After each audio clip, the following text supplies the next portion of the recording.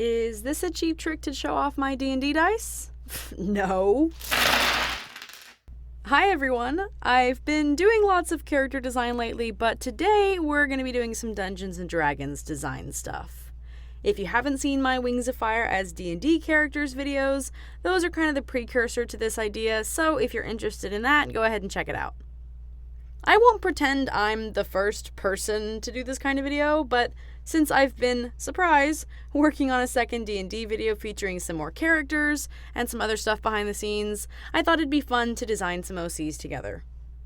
Anyhow, I've made this little guide to help me roll for my character, sort of like rolling for an actual D&D character, which I'm going to use to figure out what I'm drawing today.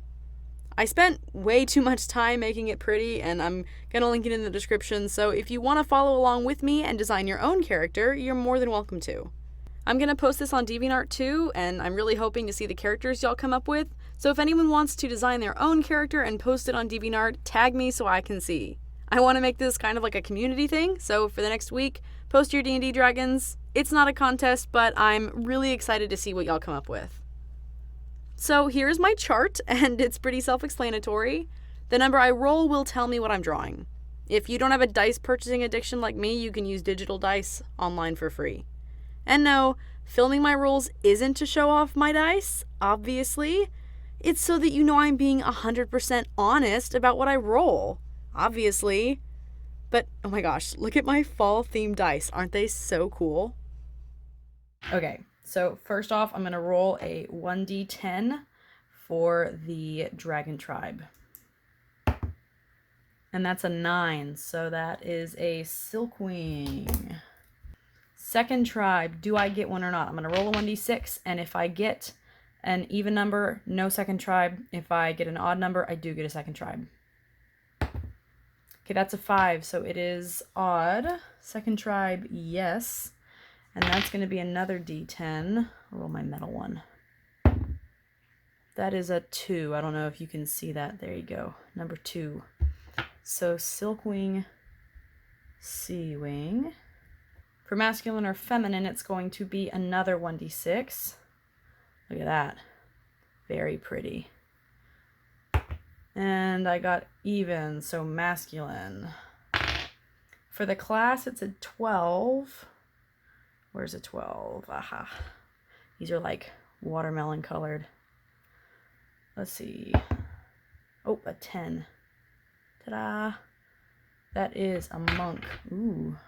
Accessory roll, that's another 12. Okay, first roll. 12. That gets me a bag for my monk.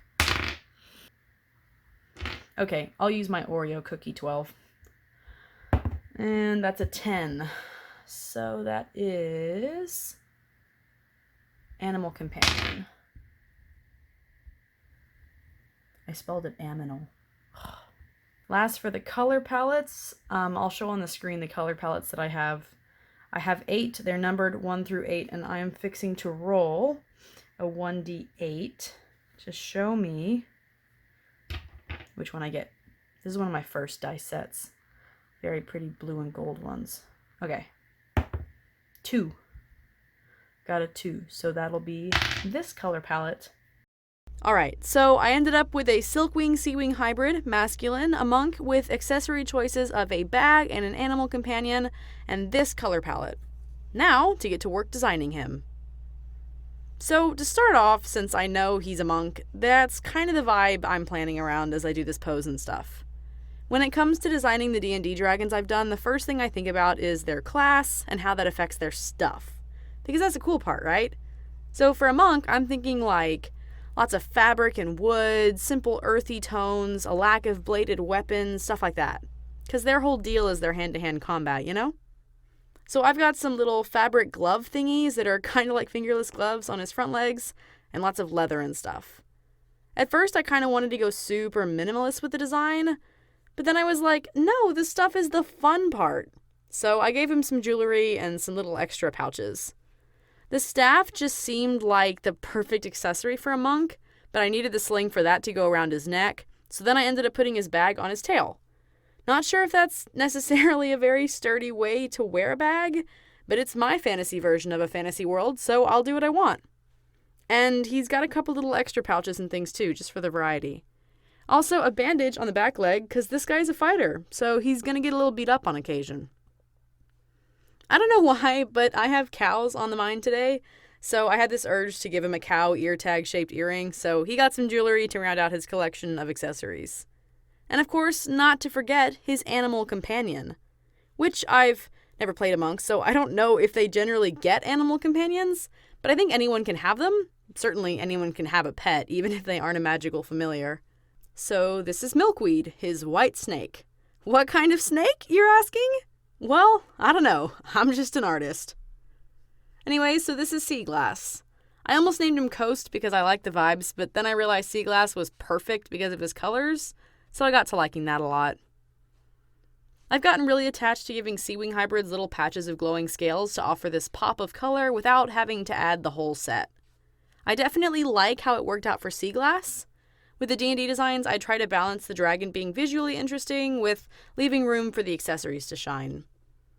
Also, while we're talking about art, and because this has definitely been a stream of consciousness kind of video, this was one of those art pieces where I used a lot of layers. The main reason is it makes recoloring my line art later much easier. You can look and see how many layers I have. I think I used like 12 just for the line art. But that way, when I go to recolor all that, it's way simpler.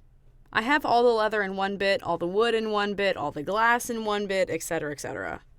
And that way, I'm not recoloring each teeny tiny piece by hand. Also, it's helpful to hide all those layers while I work on just the dragon, because then it's easier for me to focus.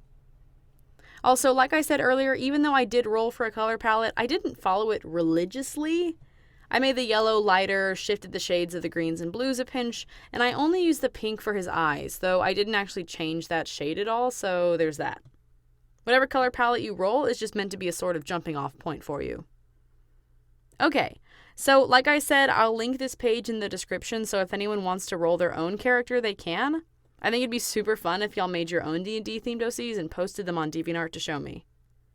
You can Google D&D dice and use online versions if you don't have any, so don't worry if you haven't spent your life savings on dice like I have. Same with the color palette generator. Just Google it and pick one you like to grab your palette options.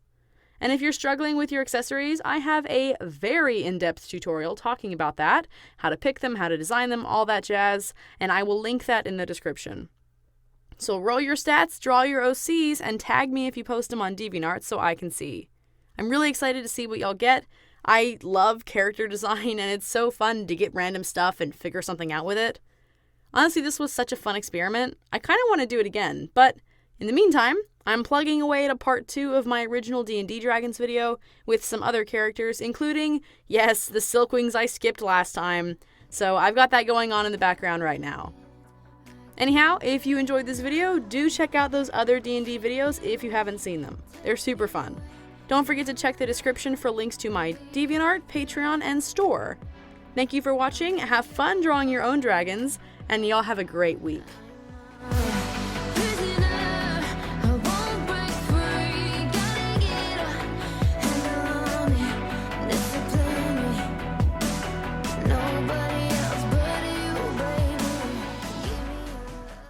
Okay, yeah, this is kind of a little bit of video to show off my dice.